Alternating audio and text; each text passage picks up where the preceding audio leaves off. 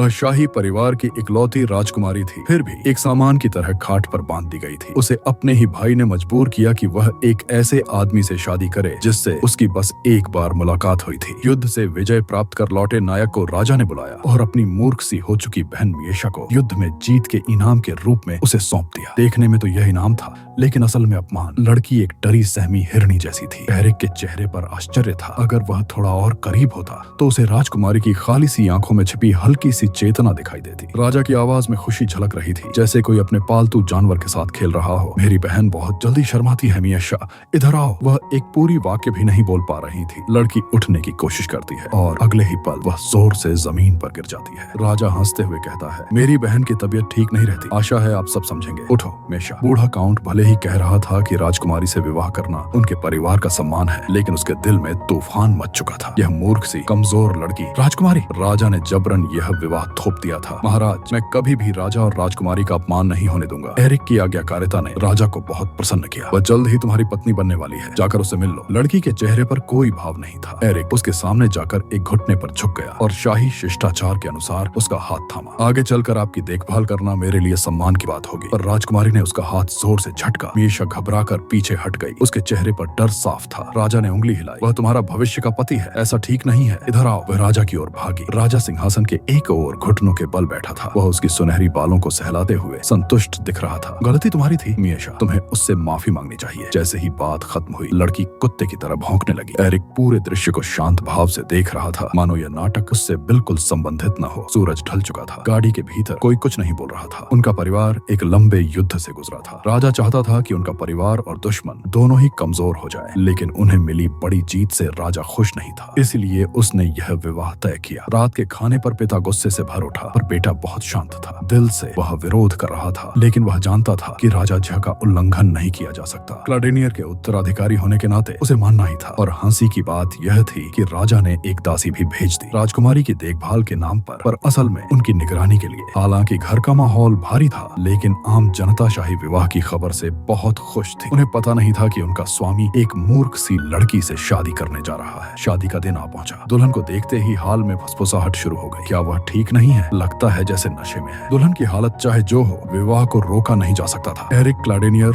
और मियेशा एस्क्वेलियर पवित्र चर्च में प्रतिज्ञा लेते हैं और विवाह चुंबन पूरा करते हैं। कमरे में प्रवेश करने से पहले एक बुजुर्ग दासी ने कहा, कृपया आज रात राजकुमारी को चोट न पहुंचाए, हम कल सुबह प्रमाण लेने आएंगे। एरिक ने ठंडे स्वर में कहा, ठीक है। उसने शयन कक्ष का दरवाजा खोला। लड़की टूटी फूटी गुड़िया की तरह बिना भाव के आधी लेटी थी। कमरा अंधेरा था। एरिक धीरे धीरे उसके पास गया। वह कोई प्रतिक्रिया नहीं दे रही थी। उसने चौका उतारा और धीरे से पुकारा, राजकुमारी महोदया। लेकिन तभी उसे कुछ दिखा। बिस्तर के पास खाली दवाइयों की शीशियां पड़ी थी। क्या उसे दवा पिलाई गई थी? नहीं, उन्होंने एक लगभग भूखी मरती लड़की को शांत करने वाली दवा दे दी। ये घोर शर्मनाक काम आखिर किसने किया था? और बिना राजा के आदेश के यह कोई कर भी नहीं सकता था। डरिए मत, मैं अभी आपकी रस्सियां खोलता हूँ। मियेशा न जाने कब से बंधी हुई थी। उसका पूरा बदन ठंडा पड़ चुका था। एरिक ने धीरे से पूछा, आप ठीक है? टखनों पर बंधी रस्सियों की वजह से सूजन थी। स्पष्ट था वह ठीक नहीं थी। उसने उसके हाथ भी खोल दिए। राजकुमारी बहुत देर से बंधी थी। उसका शरीर लगभग ठंड से सुन्न हो चुका था। ऐसी हालत में वह किसी और को नहीं बुला सकता था। उसे वही तरीका अपनाना था। राजकुमारी महोदया, मैं कंबल के अंदर आ रहा हूँ, कृपया डरिएगा नहीं। कमरे में उसकी थोड़ी भारी आवाज गूंजती है। मेरा नाम एरिक है। मैं क्लाडेनियर काउंट का बेटा हूँ। 24 वर्ष का हूँ। मेरा कोई भाई नहीं है। मेरी एक छोटी बहन थी, पर वह बचपन में ही मर गई। पश्चिमी सीमा के युद्ध के कारण